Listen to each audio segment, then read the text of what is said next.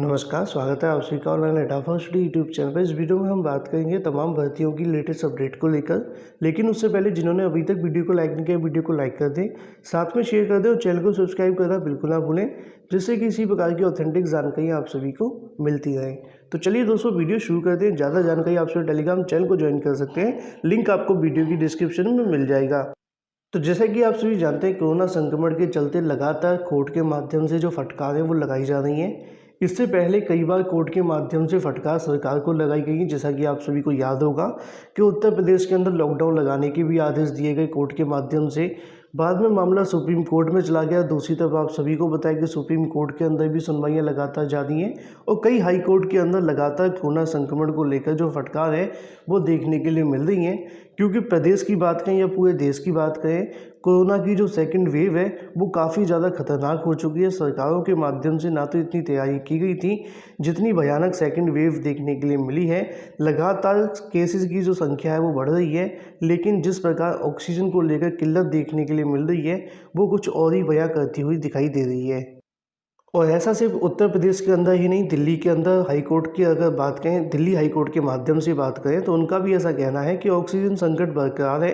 अदालत ने एक बार फिर से जो दखल देते हुए जानकारी दी है कि जो भी ऑक्सीजन की आपूर्ति को रोकेगा उसे लटका देंगे। ऐसी हाई कोर्ट के माध्यम से सख्त टिप्पणी देखने के लिए मिली है। अदालत ने पूछा कि 15 मई तक कोरोना के चरम पर रहने को लेकर केंद्र सरकार की क्या तैयारियां हैं। जैसा कि नीचे आप सभी देख पा रहे हैं कि उत्तर प्रदेश की अगर बात करें या दिल्ली की बात करें, यहाँ पे कोरोना की वजह से लोगों की डेथ कम हो रही है, संसाधन की कमियों की वजह से ज़्यादा देखने के लिए मिल रही है। सबसे बड़ी समस्या अगर हम बात करें बेड को लेकर या फिर ऑक्सीजन के बारे में है, उसी को लेकर लिखा है कि दिल्ली हाई कोर्ट ने तेजी से बढ़ते संक्रमण के मामले पर शनिवार को कहा कि हम इस लहर को कह रहे हैं कि जबकि यह वास्तव में सुनामी है। राजधानी में अगर बात करें, ऑक्सीजन संकट बरकरार रहने पर कोर्ट ने कड़ी चेतावनी देते हुए जो भी व्यक्ति या अधिकारी अस्पतालों में ऑक्सीजन की आपूर्ति में अड़चन डालेंगे उनको कहीं ना कहीं डालने का प्रयास किया जाएगा, मतलब कि रोकने का प्रयास किया जाएगा ऑक्सीजन की आपूर्ति को, उसे लटका देंगे। वहीं कोरोना महामारी को अगर बात करें 15 मई तक अपने चरम पर पहुंचने को लेकर आईआईटी कानपुर के अध्ययन का हवाला देते हुए हाईकोर्ट ने केंद्र सरकार से सख्त लहजे में पूछा कि इससे निपटने की क्या तैयारियां हैं। ऐसी जानकारी जस्टिस अगर बात करें विपिन साथ में रेखा जी के माध्यम से दिल्ली हाईकोर्ट के माध्यम से पूछी गई। लेकिन ऑक्सीजन के बढ़ते संक्रमण के मुद्दे पर शनिवार को, जैसा कि आप सभी देख पाएँ कि अवकाश के बावजूद करीब 3 घंटे विशेष सुनवाई देखने के लिए मिली। उसके अंदर कई टिप्पणियां हाईकोर्ट के माध्यम से की गई हैं। अगर हम बात करें उत्तर प्रदेश के अंदर, जैसा कि आप सभी देख पा रहे हैं कि लगभग 38,055 नए मरीज देखने के लिए मिले हैं। यूपी में एक दिन सर्वाधिक अगर बात करें 223 संक्रमित की मौत हुई है। 24 घंटे में 38,055 नए मामले देखने के लिए मिले हैं, जिसकी संख्या आप सभी के सामने 10,51,314 हो गई है। लखनऊ में शनिवार को सर्वाधिक 42 मौतें देखने के लिए मिली हैं और प्रयागराज की अगर हम बात करें 13 मौतों के साथ में 2,054 संक्रमित भी मिले हैं। ऑक्सीजन को लेकर लगातार बढ़ रही किल्लत के बारे में तमाम चीज़ें हाईकोर्ट के माध्यम से कही तो जा रही हैं, सरकार के माध्यम से भी तमाम दावे किए जा रहे हैं, लेकिन कहीं ना कहीं इन्हीं तमाम समस्याओं के बीच में एक बात तो साफ हो जाती है कि सरकारों के माध्यम से जो दावे पिछली बार किए गए थे वो इस बार पूरे तरीके से कहीं ना कहीं सफ़ेद कागज़ की तरह दिखाई देते हुए दिखाई दे रहे हैं, जिस पर लिखा तो बहुत कुछ है लेकिन जनता के सामने कुछ भी दिखाई नहीं दे रहा है। वहीं दूसरी तरफ बात करें अपनी अगली अपडेट को लेकर, जो कि है नई भर्ती परीक्षाओं के लिए देनी होगी अनिवार्य परीक्षा। एनआरए को परीक्षा कराने का जो जिम्मा है वो सौंपा है। लेकिन अब बात की जाए नई तारीखों को लेकर, तो यहाँ पे आपके सामने आ जाएगा एनआरए के बारे में। एनआरए का गठन अभी तक नहीं हुआ है। सितंबर में सीईटी कराने की तैयारियां देखने के लिए मिल रही थी, लेकिन अब तैयारी क्या है हम बात करते हैं। लेकिन उससे पहले मैं आपको समझा दूं, अब नई भर्ती परीक्षाओं में अगर आप सम्मिलित होना चाहते हैं, एसएससी, रेलवे, बैंकिंग की, इन तीनों परीक्षाओं से कोई भी परीक्षा अगर आप देना चाहते हैं तो उसके लिए आप सभी को देनी होगी सीईटी। सरकार की ओर से तैयारी नहीं की गई है अभी तक, क्योंकि कोरोना संक्रमण के चलते कहीं ना कहीं ये मामला भी ठंडे बस्ते में जाता हुआ दिखाई दे रहा है। कोरोना संक्रमण के बढ़ते मामलों को देखते हुए एसएससी, साथ में अगर बात करें रेलवे और बैंकिंग के लिए एक परीक्षा का आयोजन भी अधर में लटक गया है, केंद्र सरकार के द्वारा सितंबर 2021 में एसएससी रेलवे बैंकिंग के लिए एक ही परीक्षा कॉमन एलिजिबिलिटी टेस्ट कराने की घोषणा की गई थी और साथ में यहाँ पे ये कहा गया था कि एनआरए के माध्यम से सितंबर में इसकी जो परीक्षा है वो करवाई जाएगी। लेकिन जिस प्रकार एनआरए का अभी तक गठन भी देखने के लिए नहीं मिला है। एनआरए एक प्रकार का आयोग आप सभी को देखने के लिए मिलेगा, जो कि यहाँ पर नेशनल रिक्रूटमेंट एजेंसी जिसको हम कह सकते हैं, जिसके माध्यम से सीईटी परीक्षा करवाई जाएगी, कॉमन एलिजिबिलिटी टेस्ट, जो कि सभी परीक्षाओं में बैठने के लिए आप सभी का क्वालिफाई होगा। लेकिन अब वो सितंबर महीने में होगा कि नहीं, इसको लेकर संशय बनता हुआ दिखाई दे रहा है। कोरोना के संक्रमण को अगर हम देखें तो ये मामला और भी लंबा जा सकता है। लेकिन ये परीक्षा अनिवार्य क्यों है उसके बारे में यहाँ पर जानकारी दी गई है कि अभ्यर्थियों को बार बार परीक्षा से मुक्ति मिलेगी। नेशनल रिक्रूटमेंट एजेंसी के गठन के बाद में कर्मचारी चयन आयोग रेलवे बैंकिंग की परीक्षाओं के लिए एक संयुक्त परीक्षा कराने का निर्णय देश भर में 2.5 करोड़ से अधिक अभ्यर्थियों को बार बार परीक्षा देने से छुटकारा मिलेगा। परीक्षार्थियों का खर्च कम होगा क्योंकि इसके अंदर एक ही आवेदन आप सभी को देखने के लिए मिलने वाला है। नौकरी का दावा कर सकेंगे सरकार की ओर से। सीटीईटी जैसे कि करवाया जाता है साल में 2 बार, उसी प्रकार जो सीईटी होगा वो आप सभी को देखने के लिए मिला करेगा 2 साल में, मतलब एक साल में 2 बार सॉरी।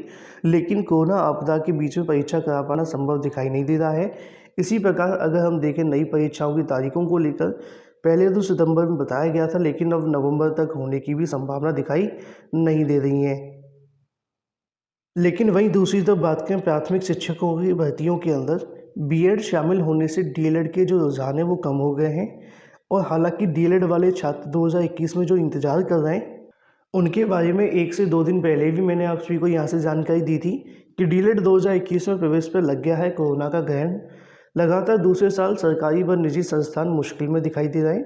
प्राथमिक स्कूलों में शिक्षक बनने के लिए प्रशिक्षण पाठ्यक्रम DElEd diploma in elementary education 2021 में भी कोरोना संक्रमण लगता हुआ दिखाई दे रहा है। जैसा कि आप सभी देखेंगे कि 2021 में भी प्रवेश हो पाने के आसार नहीं है।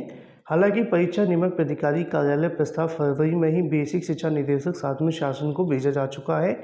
इन दिनों जिस तरीके से कोरोना संक्रमण लगातार बढ़ता हुआ दिखाई दे रहा है, उसको देखते हुए स्कूल कॉलेज शैक्षिक संस्थान बंद कर दिए गए हैं।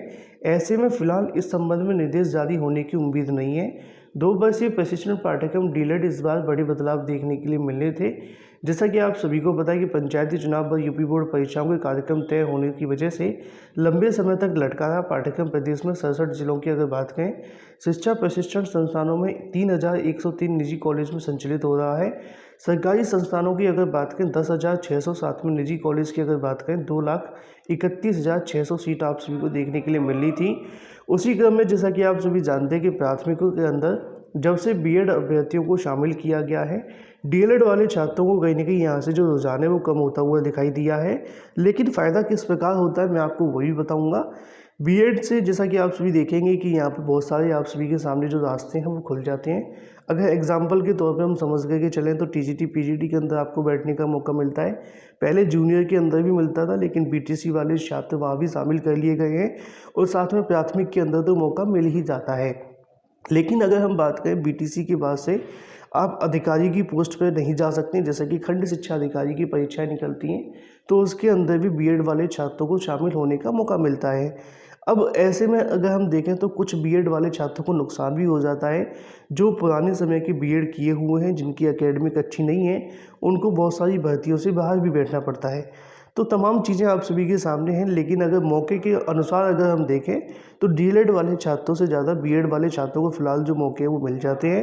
प्राथमिक स्कूलों के अंदर शिक्षक बनने के लिए जैसा कि आप सभी देख पाए कि बीएड को सशक्त मान्य करने से प्रतियोगियों में डीएलएड करने का जो रुझान है वो कम हुआ है।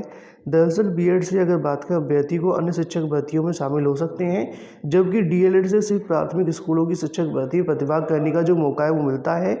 इसलिए निजी कॉलेज भी बड़ी संख्या में सीटें खाली रह जाती हैं।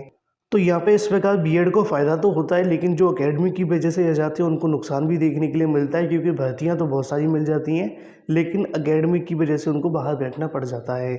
वहीं दूसरी तरफ बात करें अपनी अगली अपडेट को लेकर, जो कि 69,000 शिक्षक भर्ती के बारे में। जैसा कि आप सभी जानते हैं कि 69,000 की थर्ड चयन सूची का इंतजार किया जा रहा है। बहुत सारे छात्रों के मन में आंसर की को लेकर लगातार सवाल भी रहते हैं। उसके बारे में देर रात को एक वीडियो डाल दिया गया, जिन्होंने नहीं देखा वो जाकर के अवश्य देखें, सारी जानकारी आपको मिल जाएगी।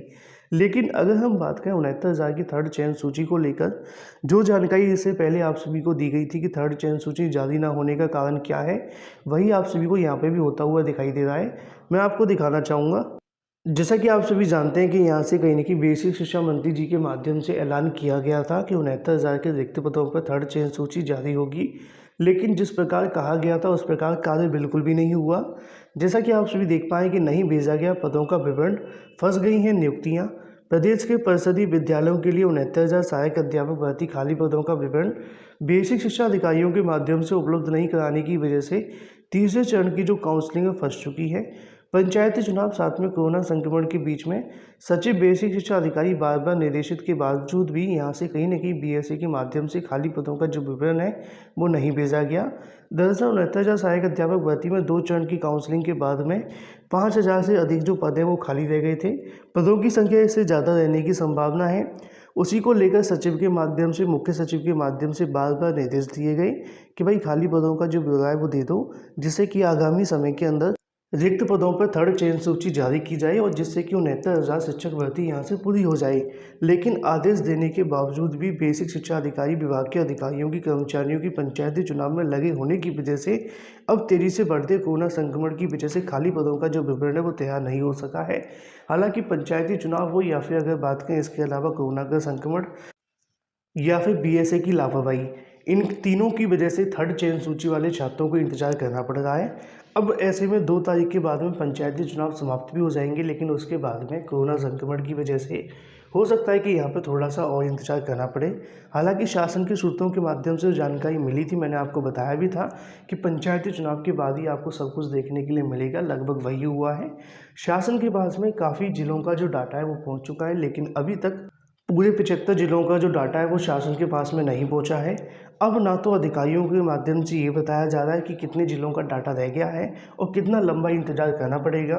दूसरी तरफ शासन के माध्यम से यहाँ पे आदेश जारी किया गया कि 69,000 के चयनित शिक्षकों को वेतन का जो कार्यक्रम है वो आगे बढ़ाया जाए। इससे और भी जो मामला है वो लटकता हुआ दिखाई दे रहा है। लेकिन अब ऐसे में थर्ड चयन सूची वाले छात्रों के लिए यहाँ से स्पष्ट हो जाता है कि कहीं न कहीं अधिकारियों साथ में सचिव की लापरवाही के चलते एक बार फिर से थर्ड चयन सूची यहाँ पे जारी नहीं हुई है। अदरवाइज इससे पहले आप सभी के सामने थर्ड चयन सूची जारी हो सकती थी, क्योंकि इससे पहले भी उम्मीदें जताई गई थी, लेकिन पंचायती चुनाव या फिर कोरोना संक्रमण के चलते बार बार अधिकारियों के माध्यम से इस मामले को लटकाया गया और अभी तक जो डाटा है वो भी नहीं पहुंचा है।